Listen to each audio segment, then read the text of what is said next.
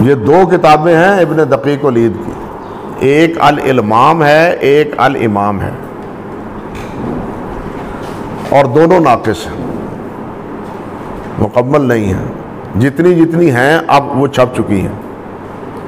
الالمام بھی فی احادیث الاحکام اور الامام اس کی شرح ہے، سمجھے بات؟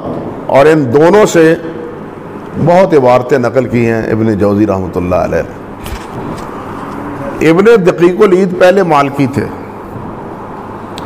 لیکن جب اللہ سبحانہ و تعالی نے بصیرت عطا فرمائی، حدیث کے میدان میں داخل ہوئے، تقلید کو چھوڑ دیا۔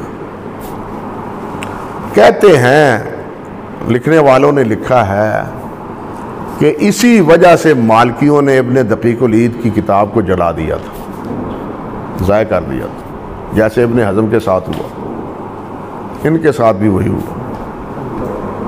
ابن دقیق العید رحمۃ اللہ علیہ سے، یہ حافظ ذہبی رحمۃ اللہ علیہ، شیخ الاسلام ابن تیمیہ ان کے معاصر ہیں، ابن تیمیہ کی بہت تعریف کرتے ہیں ابن دقیق العید رحمۃ اللہ علیہ۔